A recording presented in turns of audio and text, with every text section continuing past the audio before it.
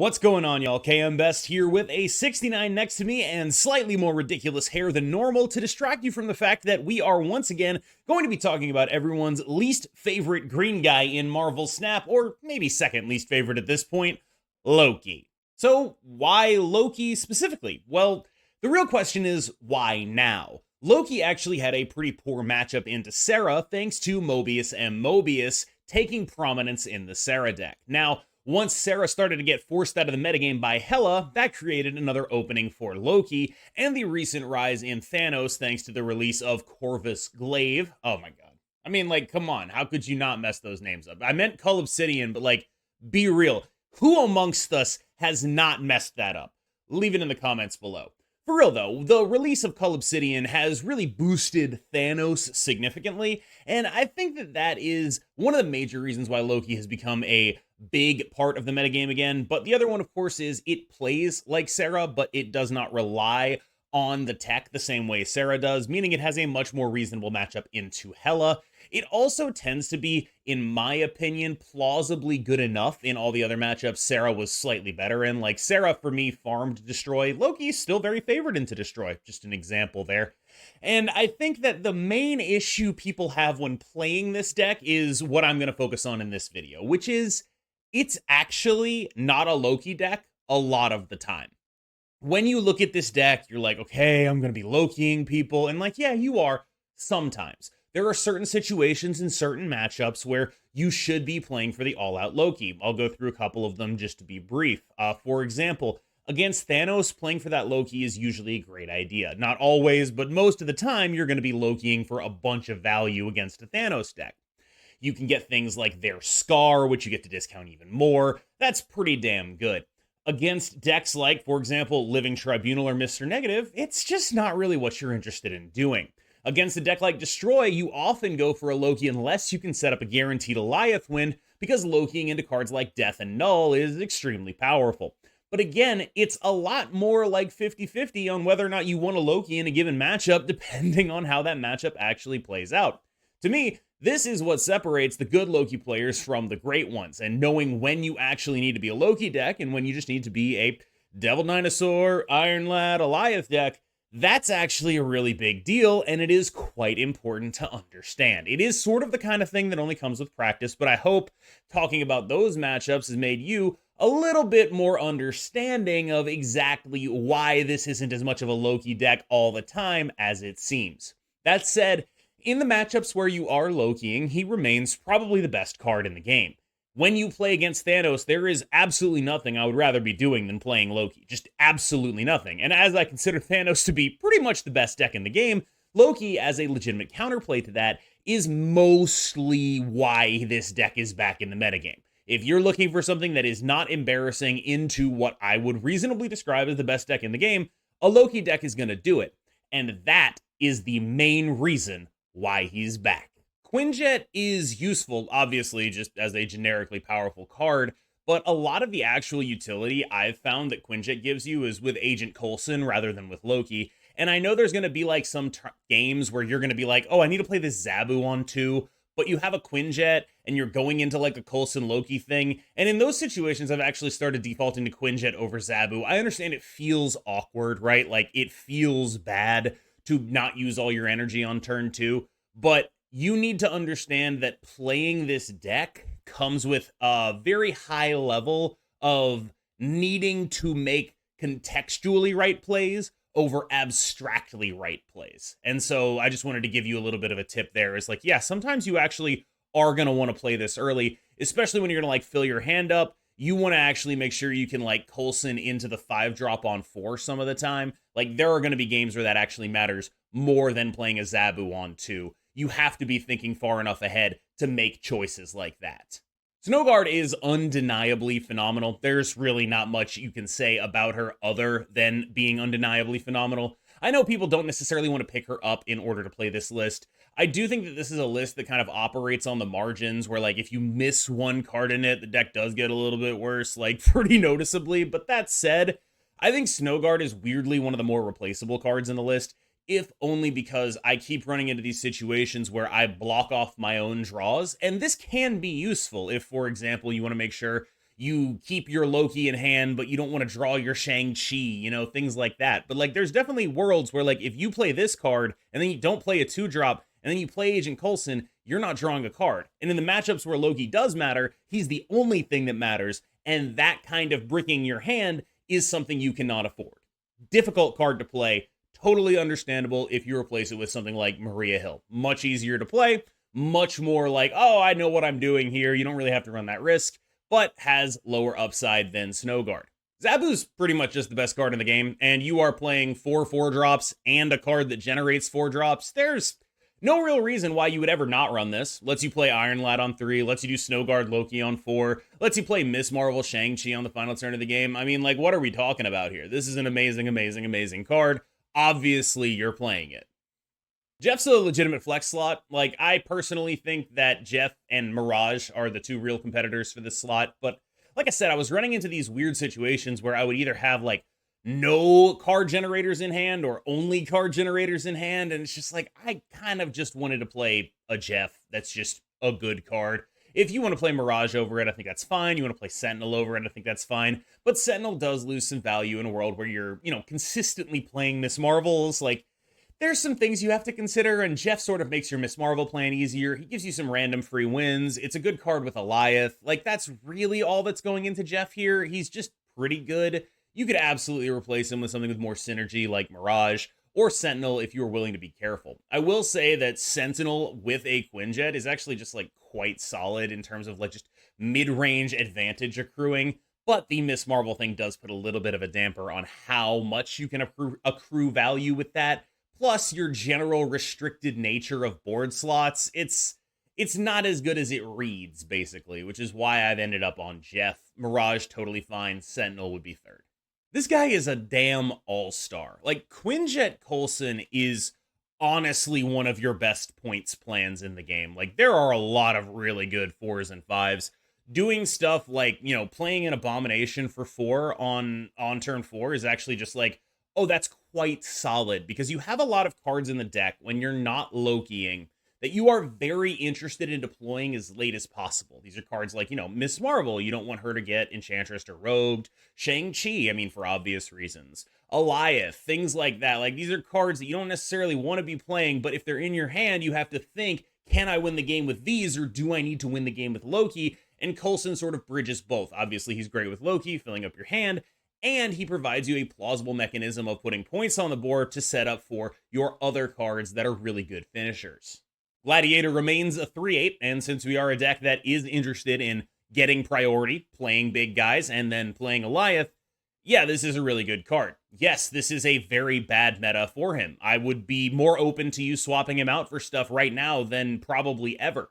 There's a lot of people playing Hela. There's a lot of people playing Thanos. He's pretty bad in those matchups some of the time, but man, I still run him, and he's still mostly a 3/8. And it's like, some of the time it'll hit the bad thing, but I do think it says something that even in this meta, which is drastically hostile to him, not only am I fine to play him, I'm fine to play Iron Lad into him. Like, that is a good card. Like, yes, it can lose you some games, but that's why the retreat button exists, and you have to accept that as the cost of playing something that's this far above curve on turn 3 in a deck that does care about that because we're an Eliath deck. Shanger's Bow Bangers is the other card in this deck that's legitimately in contention for best card in Marvel Snap. And I think that Shang was sort of the genesis of this style of Loki deck, where like Loki is something you do some of the time instead of all of the time. The gradual nerfs to Loki have brought a lot of other cards in line with him in terms of power, and we have this like brutal combination of Shang-Chi and Eliath that makes us able to both play for priority and play to throw priority, and our opponents don't really know what we're doing. Shang-Chi combined with Eliath puts opponents in a very awkward situation on the final turns of the game, because we are able to, with full knowledge of what we have in our hand, play to what we actually are going to do on turn 5, and they are not. And this is quite a difficult situation to put them in. Much like Loki, the card weaponizes hidden information by not showing your opponent what the cards you got are. This deck weaponizes the hidden information of Shang-Chi compared to Eliath. This is a 4/14. You are a deck that plays Eliath, And you are generally interested in playing cards that are 4/14s, especially when you play cards that make them 3/14s. The man, the myth, the legend, El Presidente Loki. He is almost not the star of this deck. Like, one of the interesting things about this video, as I've been making it, as I've been prepping it, has been the realization that, like, Loki is more of a card for specific matchups, and it just so happens that he's good into really popular decks like Thanos, where it's like, Loki is almost, like, this deck is almost easily understood as an Alioth big points deck that runs Loki because that strategy is so completely abysmal versus the Thanos deck, right? Like, you can't beat a Thanos deck when you're doing that, so we run Loki so that we can beat the Thanos deck by just, like, cheating. And that's kind of how I understand this deck right now. Like, Loki is the star, kind of. Like, he's still very powerful, but there are, like, genuinely a bunch of matchups and a bunch of situations where you're just like, God, I don't even really want to play him. Like, I have lost games with this deck, iron ladding into my Loki, where I had, like, a sure win set up, and, like, my Alioth goes away, and it's just like, well, guess I die. Like, that is a real thing with this deck, and I think that's the skill testing bit of it, is knowing when Loki is a good play, and not playing this deck in such a way that you assume Loki is always a good play, because he really isn't. I feel like this is the most, like, common flex slot, the one that I am, like, the most going back and forth on. I know you'll know that I had Super Giant in here at points, and I don't know. I have gone back to Lad because I like numbers, and I feel like as the metagame has gotten bigger, a bunch of Hela stuff, people are playing, like, Ramp, people are doing all this stuff. Ramp, by the way, I should mention, another matchup where Loki absolutely excels, right? Like, you just get tempo early, play Loki, and you do what they were gonna do, so their Sandman doesn't do anything. Like, it's great. But Iron Lad is just like, yeah, I'm gonna try to high roll a Dino. Yeah, I'm gonna try to high roll stuff. And also, in matchups where Loki matters, I can dig one deeper, one turn sooner to try to get him. And I think that's usually what he's doing. Yeah, you know, sometimes I'll high roll an Alioth, and you do actually have to play to that. Like, really, like, the thing about Iron Lad is you have to think about where you're going to put him. If cards like Alioth, Miss Marvel, Loki, they're in the deck, you have to really think about him. And it's like, I find that compelling. I think really what I'm looking for in this slot is just stats. Just give me, like, some numbers. And right now, I think that's probably the best option. If you have a better one, I wouldn't argue with you. I just like the numbers. Give me some good numbers out of my 4-drop, but the kind of numbers that don't usually get Shang-Chi'd, and that ends up on Iron Lad, right? Like, this is like, okay, I want to be playing something on turn 3 after a Zabu that I don't have to worry about getting shanged, and usually that's like, you know, I Iron Ladded into Jeff, and that's just good enough. This guy is big as hell, and one important thing that this deck needs is the ability to go big as hell, because right now, decks like Hela are running around the metagame with no way to interact with you, but you need points in order to be a credible threat to them. And this is where Loki excels in the Hela matchup as compared to Sera, is just like, you have dudes, and they matter. Yes, you're not always going to be, like, Iron Ladding a Dino, playing a Dino, actually winning on points, but, like, you can very often put them in situations where, like, not a lot of their rolls are going to end up winning the game. You are able to stay against Hela in a way a deck like Sera simply cannot. A deck like Sera would just get farmed. This deck has actual wins on the table every time they play it. Yes, that's a bit of a casino-type game plan. Yes, you can try to snipe Hela with Alioth. Yes, I have tried to snipe Hela with Alioth. No, it's not always very successful, but you can always try. And Dino is a key part of just going tall enough against these semi-combo decks like Hela that just aren't really playing this interaction, that allows this deck to succeed where other decks that are built on similar lines are unable to succeed. Alioth remains Alioth. This is the sort of key component of the backup plan of the deck, is basically how I would describe it. Like, this deck is all about Loki some of the time. And then the rest of the time, you're just a stats Alioth deck. And being a stats Alioth deck is pretty damn good, except in the matchups where Loki is kind of the best thing to ever do. And that's sort of how you approach playing this deck. If Loki is good, yeah, Loki them, obviously, right? Like, if you're playing Thanos, yeah, dude, do the Loki thing. You got it. You're you're good. But if you're playing like a mid-range mirror and you're pretty sure that you can set up some sort of deterministic Goliath endgame, if there's like a, I don't know, let's say a Sinister London on the board, you can go like Dino Goliath into it. Having those kind of options that are guaranteed is usually going to be better than just Lokiing. And that kind of stuff, the ability for you to like, I don't know, play really hard to win a kiln, slam a dino, slam an Goliath on the other lanes. Like that kind of stuff really, really matters. Like having these options as a viable plan, not being locked into just being a Loki deck, really, really matters. And Goliath is a big part of that. All right, y'all. Thank you so much for making it this far in the video. As always, I've been KM Best. Remember to like and subscribe. Let me know in the comments, A, if you also mix up Cull Obsidian and Corvus Glaive, and B, if my ridiculous hair was successful in tricking you into watching more of the video than you otherwise would. Thank you so much. I've been KM Best. You've been phenomenal. I will see you in the next one. Time to gamba.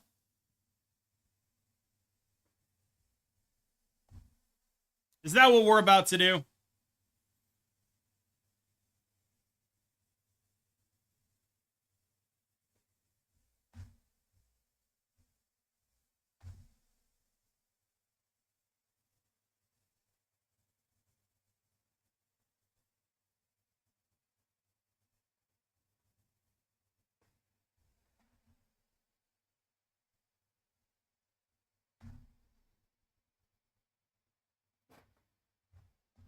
Thoughts about Corvus? I think he's Cope. I would agree that he's probably Cope.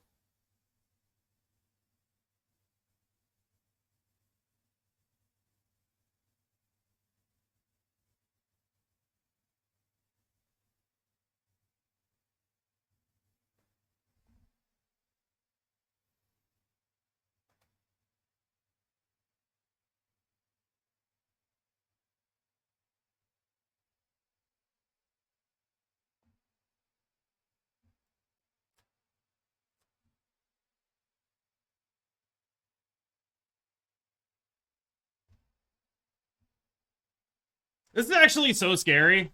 Holy fuck. This is actually horrifying.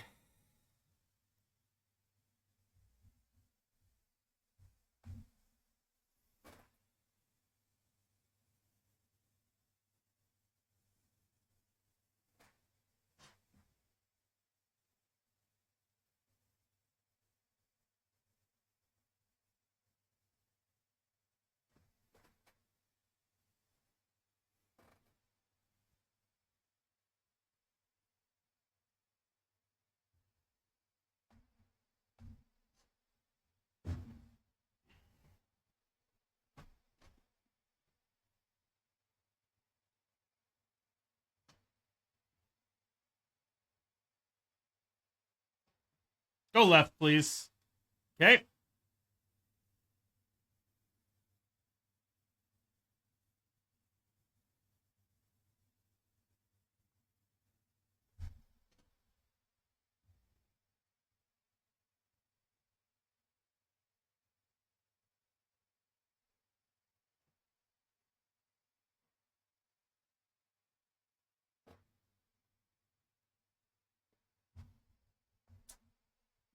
Okay.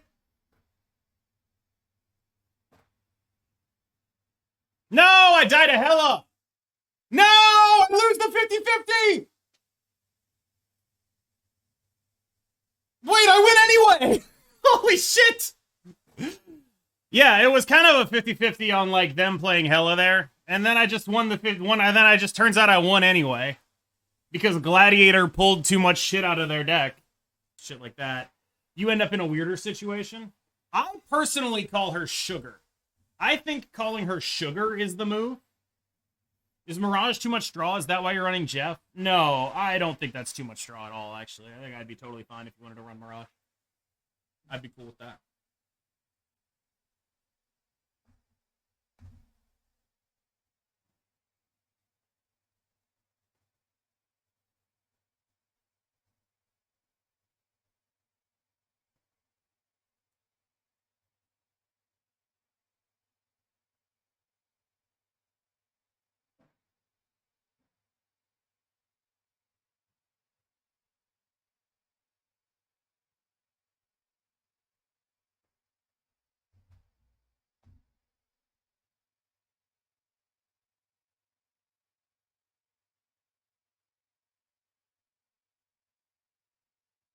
Trudge.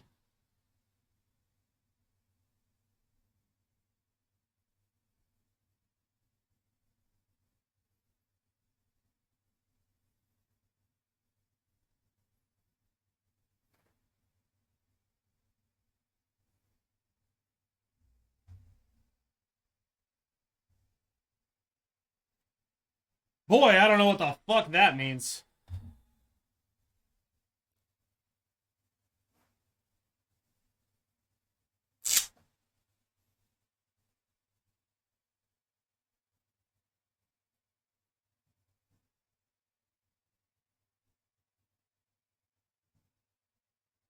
No!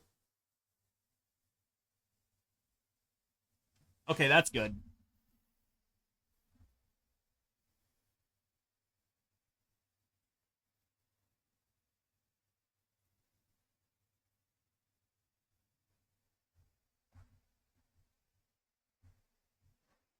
This seems compelling to me.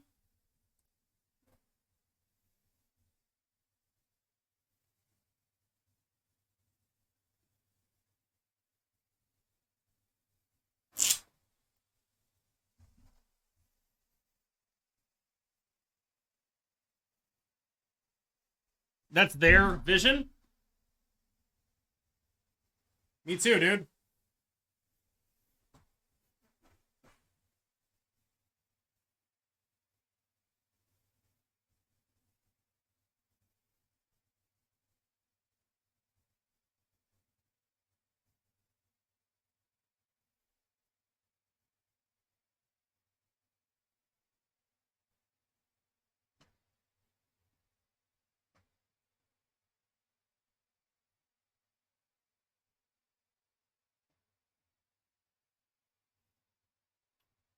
I have literally no idea what's happening.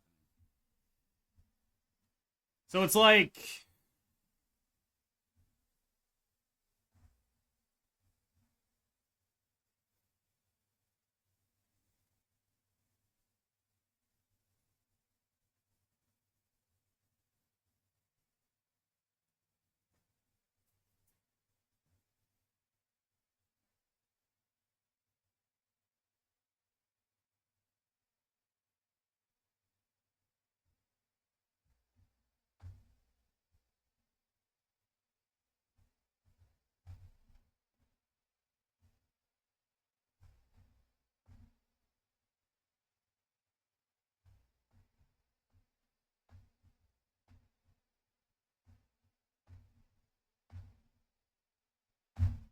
YOLO.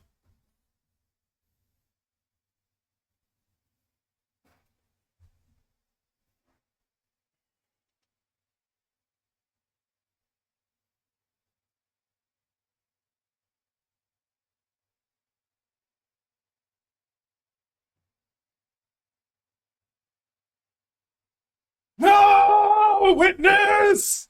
Witness me! Yes! Yes!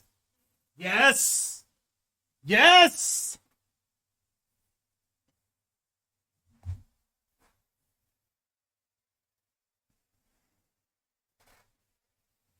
Yes! Doing the math 1 minute? Oh, fuck you, dude. You're not allowed to do math. Look at this fucking guy doing the math. Fuck out of here. Fuck out of here. Oh, that's useful. You might not know, up-and-coming streamer, Dara JN. I've never heard of him. Go left, go left, go left, go left, go left.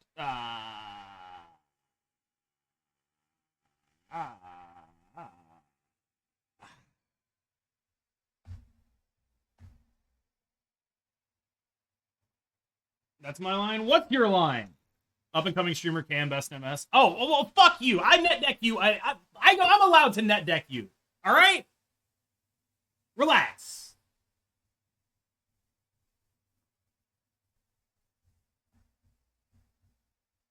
It's legal for me to net deck you. Wait, I should do this in the other order in case it's a Loki. Also, it is always a Loki here, chat, because I'm the greatest gamer of all time. Every single time. What do you think that 5 is they threw in there, by the way? Oh, no, it was a 4. Ew.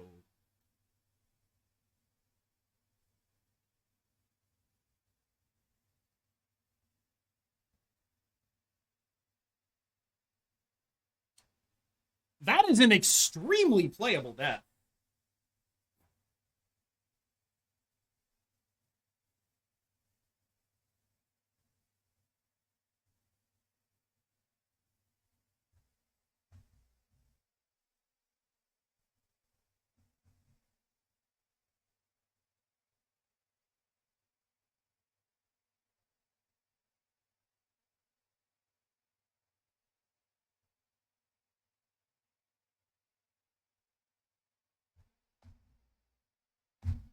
I was thinking about the task, but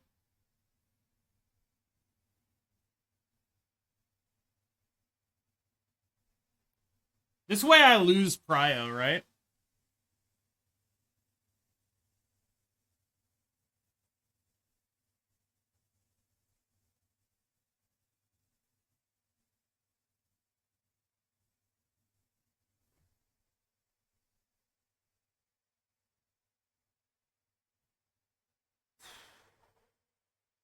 Do you think this deck ever has Eliath?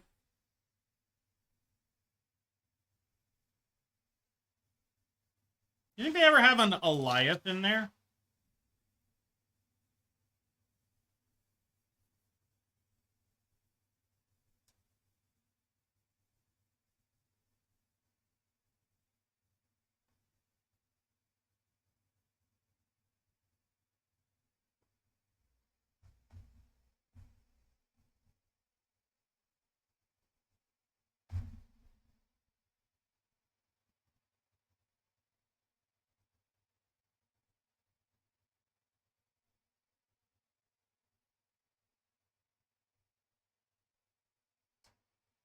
Well, that's just embarrassing.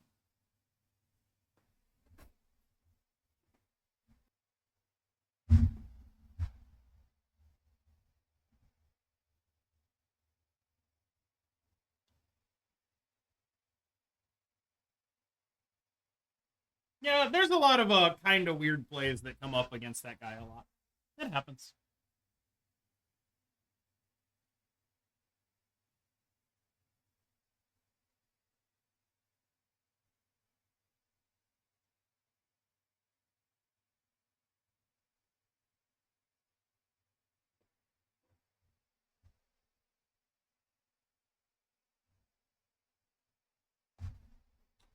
Wonder what's happening here.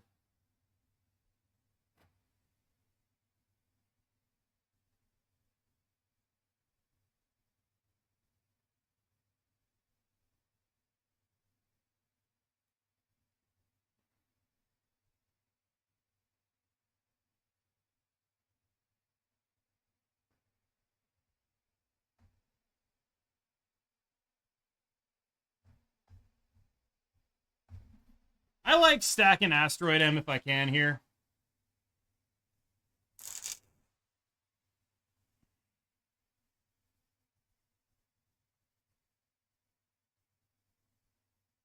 Yeah, this looks like, solid good stats deck, right?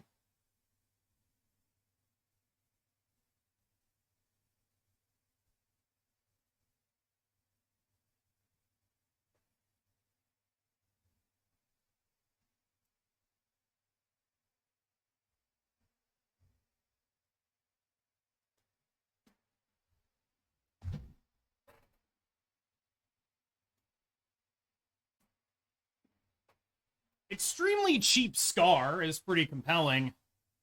We don't have any ways to keep the Dino's points up, but he will make Scar very cheap.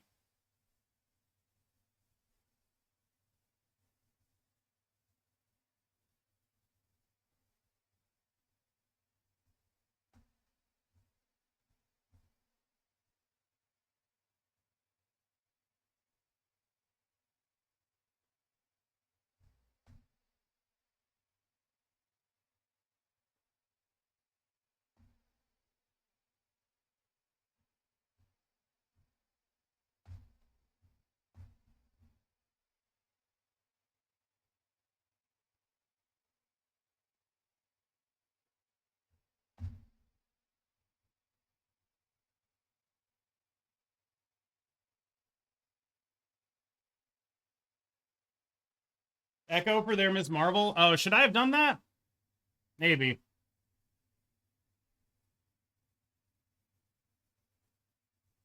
But their Miss Marvel always gets pulled, so I win the left, right?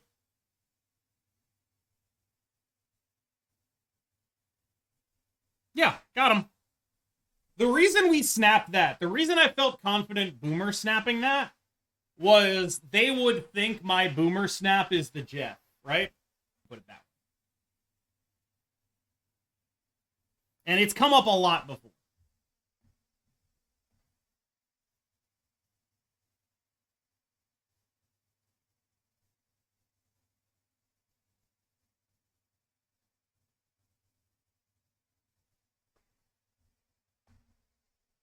Maybe one day I'll get cards that I can use with this Loki.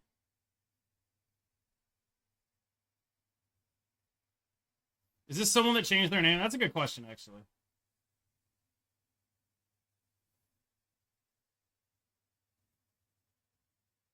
What the fuck? All right, YOLO. Give me 2 cards I can play, please.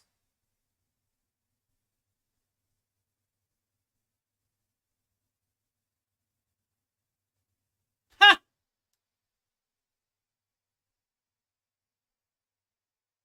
Okay, hold on now.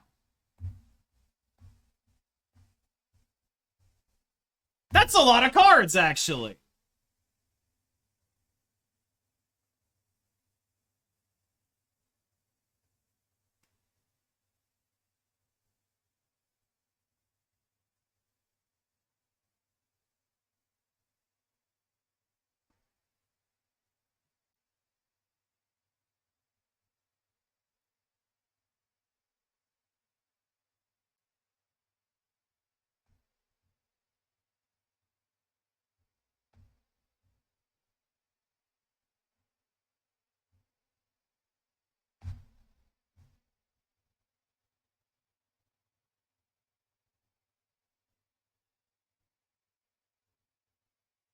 Okay.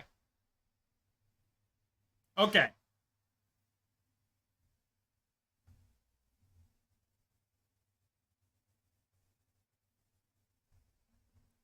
At 11 here.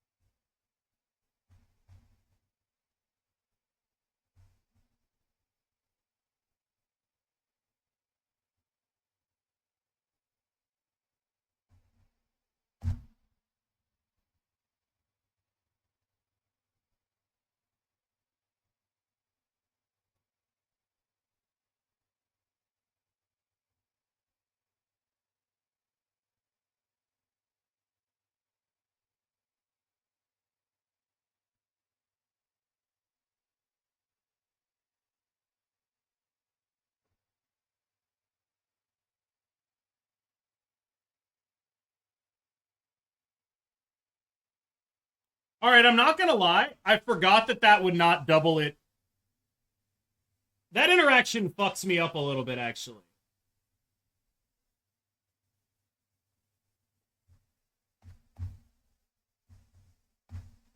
Huh. No, I mean, it's correct. No, it's not weird. It's right. That's right. That's how it's supposed to work. It's after the game ends. It didn't double the Doom because Doom was actually on turn 6, right? But the game ends.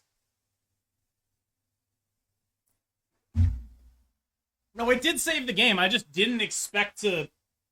Like, if I'd been thinking properly about that, I would have been able to put the Miss Marvel in there, right? I would have been able to put the Miss Marvel in there. If Hulk is under Supergiant, nothing. Hulk was, like, it wouldn't have mattered. You win even if Omega Red procs? No, I lose the right lane. I just, So the correct play was Bear left on that turn, Miss Marvel right. As opposed to Loki ruins Snap. Loki ruins snap.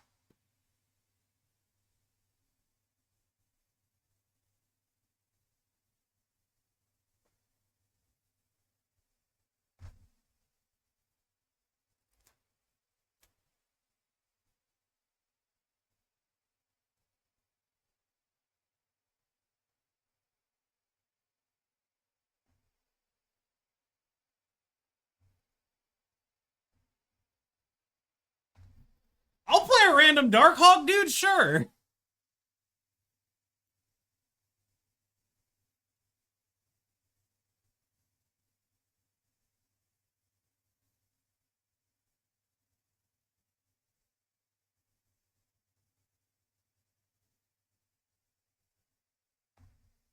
All right, time to play the card that ruins Snap.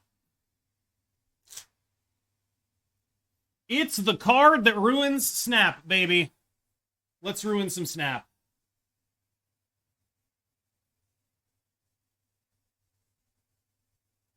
I'm Gucci.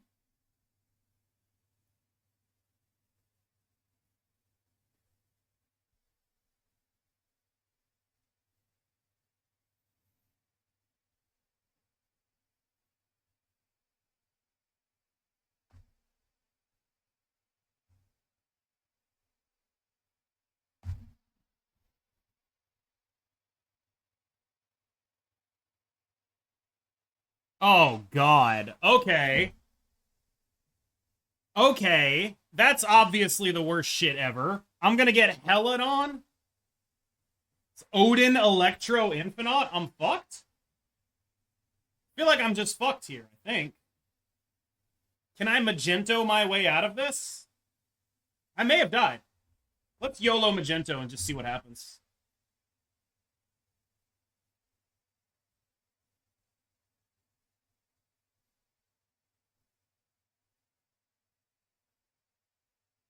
Infinite's got to go there. Well, we died. We had some rolls to win. It just basically had to be Infinite and Odin in the same lane. Relax. Yeah, you beat Loki with the Hela deck. I'm proud of you too. It's painful, but it's true. The more once you learn that, you'll understand too.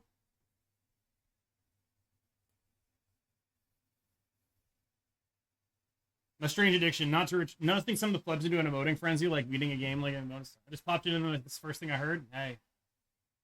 Sorry that's the first thing you heard, but it's true. It's 100% all facts. Facts. Facts. Facts, facts, facts, facts. It's the most factual thing I've ever heard, I can tell you that much. I'm horrified by this, naturally. Like this is of course horrific for me. So they turn off the white hot room, right? Like that's what's happening here. But it's fine. Oh. Buddy, I'm about to have like a million energies. Dang.